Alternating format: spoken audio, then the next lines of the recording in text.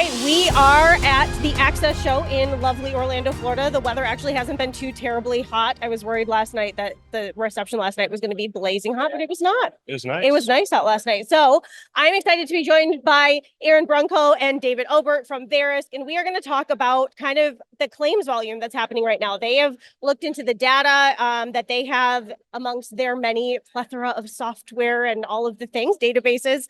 And a lot of people have been talking about the claims volume and what's happening. And there are contractors saying they've grown. There are contractors saying we're lucky we're staying steady. And there are contractors saying stuff is really slow and I don't know what to do right now. So we're here to kind of pick that apart a little bit and see what's really going on. So before we get going, for people that don't know you guys, I'm going to have you introduce yourselves. So Aaron, go ahead and introduce yourself really quick. Yep. Hi, I'm Aaron, president of our property estimating solutions and Exactor's family of products. Perfect. And David. Yeah. David Obert. I am our chief product officer for property estimating solutions, working alongside Aaron with our amazing products as well. Yes, fabulous. Okay, so talk a little bit about where this data is coming from. Give us some groundwork here on the data that you pulled.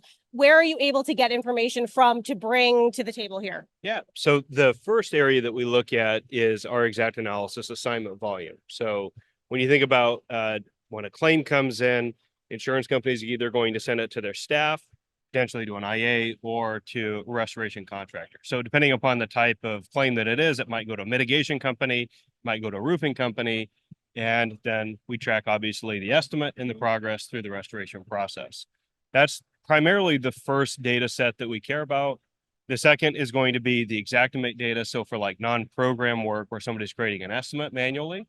And then the other aspect is going to be within our other solutions. So if you look at like claim search gets a lot of, self-claims reported across multiple lines. And then we have our building permit database. And so when you look at like aggregating all of that together, there's really quite a bit of information that helps us kind of understand what's really happening within the market. And then I think if you couple with that, the Verisk weather data, where you have our benchmark reporting that shows when and where particular events occur, it really kind of tells a full story. Okay, perfect. David, anything you want to add to that? No, that covered it. Perfect. That covered it perfectly. We did prep. Good job, gentlemen. I love A it. little homework. Okay, so do you want to start high level view or do you want to start with 2024? Because I know that you have predictions for kind of what we're going into, but you also you have information about claims volume from 2022 to 2023. So I was sitting here mulling over where we start and I don't really know. We could start either place. So where do you guys want to start? So I think some of the year over year changes, if you look at the end of 2022, what was the big event that really skyrocketed a lot of claim volume? Hurricane Ian, right? Yeah. And so that rolls over. When you look at the tail on those claims being reported, I think Dave had a pretty good statistic on that from what we were seeing based upon the amount of time that somebody has to file a claim, which I think kind of tells a little bit of a story there all by itself. Then we had the freeze claims that occurred as well that happened early 2023. I think Northeast got hit. And then following that directly were a lot of the wind and hail events that we saw throughout the year. Fourth quarter really kind of came down in volume. And then the first quarter stayed down in volume. Yes. And obviously things are picking back up in May. Yes. I mean, one of the interesting things that we've seen in 2022 versus 2023, even with all that activity, 2023 was still 33% higher in volume compared to 2022. Wow. Yeah. So 2023 was a really big year. interesting. Yeah, it was a very big year for the industry. Yeah. I mean, we saw about 6.5 million claims flow through our systems in 2022, but 2023 we saw over 9 million. Wow. So it was pretty significant. I mean, that's a pretty significant increase.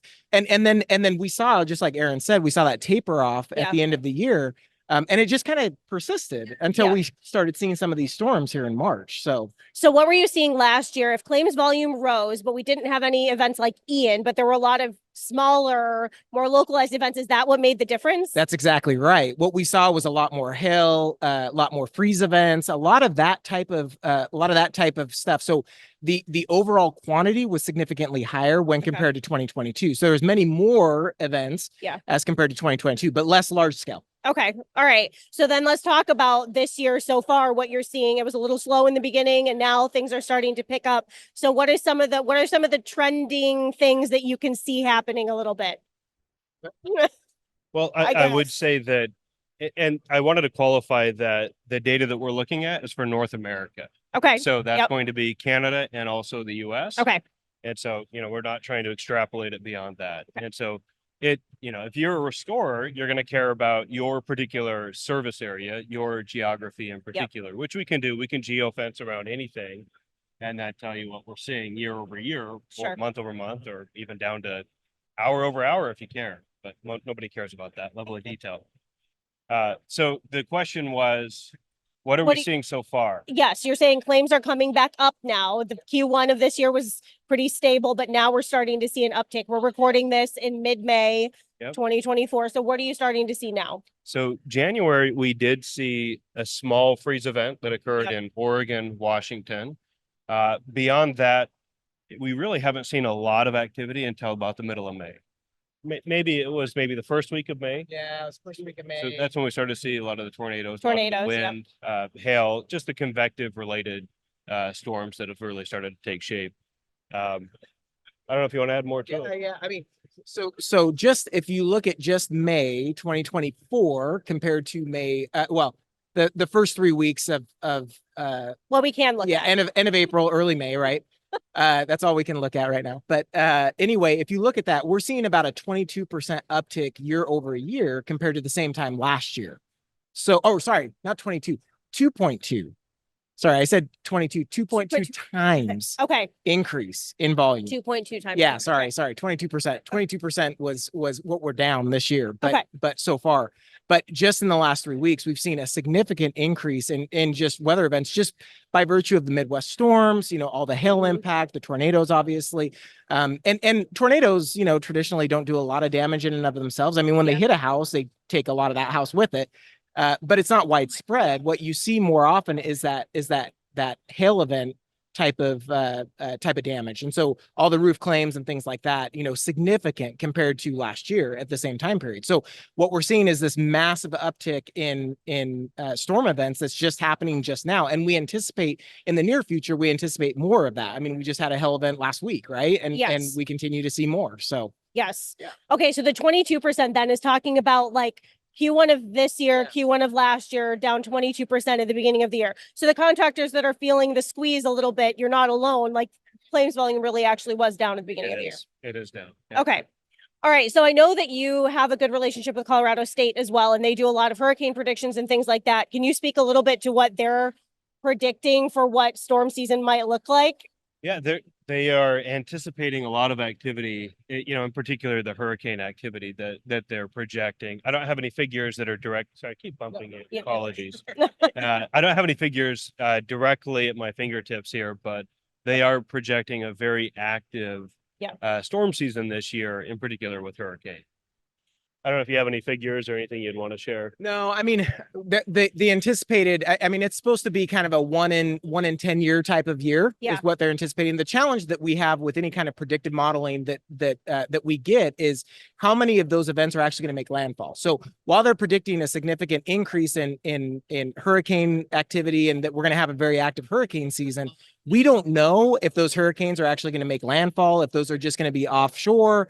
If those are going to be more, Cuba or that type of area, or if they're actually going to come in here, come into the United States, whether that's Texas or Florida or Louisiana, we just don't know right now. We just know that there's anticipated higher volume just holistically. Yeah. Should we invite Scott in here to say there you go. That's the fun of doing these at trade shows. People walk by and it's like, hey. A lot of good friends in the industry. That's right. That's right. Lots of good friends. Conversations like this are fun, so I appreciate you guys doing this with me. Yeah. Okay. Anything else you want? I'm curious if you have any tips for contractors who are thinking, okay, this might be a big hurricane year. They're like remote estimating has grown in popularity. There's so many line items to know about in Exact or whatever that may be. Like any tips or tricks for contractors thinking about doing cat work when it comes to especially getting their scopes right, getting things in Xactimate right, how quickly that turnaround time should be, all of that. That was loaded. Aaron's got something. something. Yeah, right. I know. There you Go go. ahead. I can see that you're Man. ready for that. Oh, I'm man. ready. Yeah. I mean, there's quite a bit. First off, I would suggest get your technology in place. Like that's the Yes. biggest thing. Any way that you can automate and prepare for the volume that we could anticipate seeing this year, get it in place. Figure out, if you're leveraging third parties, if you're leveraging Verisk software, make sure that you're trained up, make sure that you understand our line items. Certainly we have training classes. We have a pricing course that you can take that is hugely beneficial. And we've had amazing amounts of positive benefit and feedback from. So I would definitely say that that to me is a high, it will impact you very significantly getting your stuff together. I don't know, Aaron, what do you got? What do you got? Exact expert. You're gotta throw burying in a- the lead, Obert. Plug in there. No, I mean, so Exact Expert is designed to help write accurate estimates. Mhm. If you look at like actionable insights as an example, you look at what that crew is doing within the Exact Expert actionable profile. Yep. They're making some really good progress. Yes. And I think that's good for both the carrier side and the contractor side. Carriers want to pay what's owed, right? Nothing more, nothing less. They want to get the homeowner back on their feet. And contractors need to make sure that they are charging, appropriately. And so when you look at like the plethora of line items that we have, right? We have around 20,000 for both building and then the contents cleaning line items. And, which ones do you want us to remove? Well, nobody wants us to remove any of them, right? Yeah. And so it's always continuation of keeping that up to date, but also the complexity of having so many line items. We are also looking at some Gen AI capabilities that helps adjusters better find line items. That's something that Dave and team are looking into. We've got some proof of concepts, proof of value capabilities that we're looking at. And it's something I'm excited about. I'm a little bit bullish on AI personally, if you didn't know. Is that why Dave's on the panel tomorrow and not you? Probably. We only have, an hour? Yeah, it's only an hour. An hour? That's not nearly enough time. Perfect. Okay. Anything else you want to add on any of this? Yeah, so I really appreciated what you said about training. It's just make sure you have your resources in place. The storms are coming. It's just an eventuality, and make sure that you're ready to go so that when it happens, you can be first responder, get in, get the work done, and keep going. Get paid. Yeah, So you don't and get lose paid. Lose your hat on doing cat work, because that can happen. So, all right. Well, gentlemen, thank you. And thank you for the data that you brought to the table. We're hoping to do these more often now and kind of get industry updates and market updates, which would be great. I appreciate both of you. And yeah, I'd love to hear what your viewers want to see from us. Okay. So perhaps next time they say, well, I want to see what this looks like in this particular area, or drill into that. Maybe we could do some content around that. I love that. That's a great idea. Okay. Awesome. I will work on that. Thank you, guys. Rock and roll. Thank you. Thank you. Thank you. Thank you. Thank you.